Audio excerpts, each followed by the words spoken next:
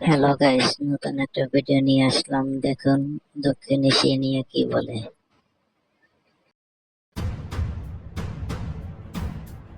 একটি দেশ পরিচালনার জন্য সেই দেশের রাষ্ট্রপ্রধানের রাজনৈতিক দক্ষতা যতটা গুরুত্বপূর্ণ, তেমনি গুরুত্বপূর্ণ শিক্ষাগত যোগ্যতা এবং জ্ঞান।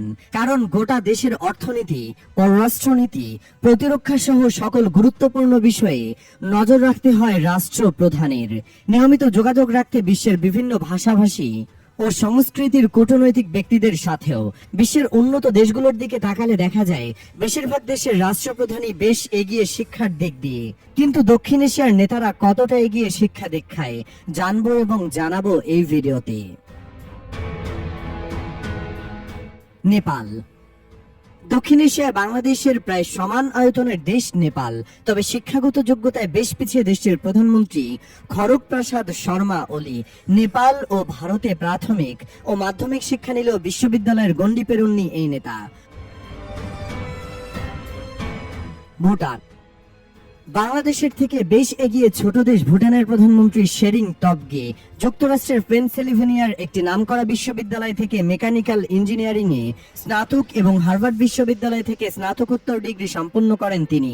উল্লেখ্য, তার আগের প্রধানমন্ত্রী লোটো শেরিং পেশায় ছিলেন চিকিৎসক। বাংলাদেশের ময়মনসিংহ মেডিকেল কলেজে এমবিবিএস পাশ করেছিলেন তিনি। শ্রীলঙ্কা। শ্রীলঙ্কার অর্থনীতিতে টালমাটাল অবস্থা কাটিয়ে বর্তমানে হাল ধরেছেন হরিণী অমর সূর্য। স্কটল্যান্ড ও অস্ট্রেলিয়ার দুইটি বিশ্ববিদ্যালয় থেকে সামাজিক নৃবিজ্ঞান স্নাতক ও স্নাতকোত্তর সম্পন্ন করে তিনি বসেছেন শ্রীলঙ্কার প্রধানমন্ত্রীর চেয়ারে। পাকিস্তান। 2024 সালের 4 মার্চ থেকে পাকিস্তানের প্রধানমন্ত্রী হিসেবে দায়িত্ব পালন করছেন মিয়া মোহাম্মদ শেহবাজ শরীফ। লাহোর বিশ্ববিদ্যালয় থেকে স্নাতক সম্পন্ন করে শিক্ষার পাঠ চুকিয়েছেন তিনি।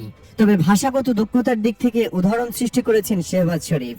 উর্দু, পাঞ্জাবি, সিন্ধি, ইংরেজি, জার্মান ও আরবি ভাষায় অনর্গল কথা বলতে পারেন শেহবাজ শরীফ। ভারত। শিক্ষাগত যোগ্যতার দিক দিয়ে বেশ বিতর্কের জন্ম দিয়েছেন ভারতের প্রধানমন্ত্রী নরেন্দ্র মোদী। সরকারি তথ্য মতে গুজরাট বিশ্ববিদ্যালয় থেকে স্নাতক ও স্নাতকোত্তর ডিগ্রি সম্পন্ন করেছেন তিনি। কিন্তু বিরোধী দলের দাবি এই ডিগ্রির কোনো সত্যতা নেই। বিশ্ববিদ্যালয় কর্তৃপক্ষ বিভিন্ন দলিল দেওয়ার চেষ্টা করলেও তাতে নামের বানান ভুল এবং ফরম্যাট ভুল সহ বিভিন্ন অসামঞ্জস্যতা বের করেছে বিরোধী দল। নরেন্দ্র মোদীকে বারবার শিক্ষাগত যোগ্যতার প্রমাণ দিতে বলা হলেও তাতে অস্বীকৃতি জানিয়েছেন।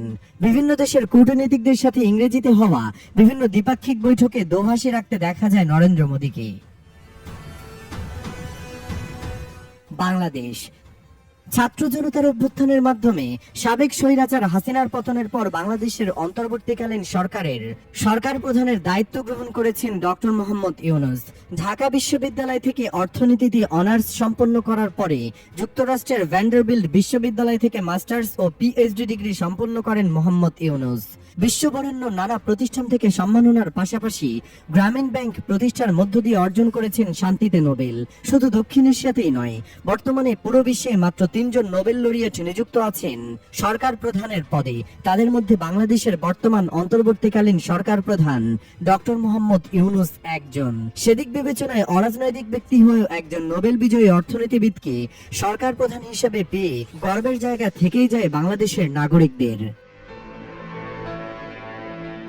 দক্ষিণ এশিয়ার দেশগুলোতে রাজনৈতিক নেতাদের শিক্ষাগত যোগ্যতা ও নেতৃত্বের ধরন বিবেচনায় স্পষ্টভাবে দেখা যায় কারো কাছে উচ্চশিক্ষা মূল হাতিয়ার হলেও কারো শক্তি রাজনৈতিক অভিজ্ঞতা ও জনসেবা। একজন অরাজনৈতিক ব্যক্তি হয়েও বাংলাদেশের ডক্টর মোহাম্মদ ইউনূস তার বৈজ্ঞানিক ও একাডেমিক দক্ষতার মাধ্যমে শুধু দেশেই নয়, বিশ্বমঞ্চেও সামাজিক পরিবর্তনের মডেল হয়ে আছেন। তার আন্তর্জাতিক স্বীকৃতি ও নোবেল পুরস্কার তাকে শিক্ষাগত দিক থেকে এই অঞ্চলের অন্যতম সেরা নেতৃত্বে পরিণত করেছে। সুতরাং শিক্ষাগত যোগ্যতা ও আন্তর্জাতিক স্বীকৃতির দিক থেকে ডক্টর মোহাম্মদ ইউনূস দক্ষিণ এশিয়ার অন্যতম সেরা নেতা বলেই ধরা হয়। তবে রাজনৈতিক বাস্তবতায় অভিজ্ঞতা ও জনমুখী নেতৃত্ব সমান গুরুত্বপূর্ণ, যা দক্ষিণ এশিয়ার অন্যান্য নেতারা সফলভাবে প্রদর্শন করছেন। গাইস, ভিডিওটা যদি ভালো লাগে একটা লাইক একটা সাবস্ক্রাইব করে দিয়েন। ধন্যবাদ।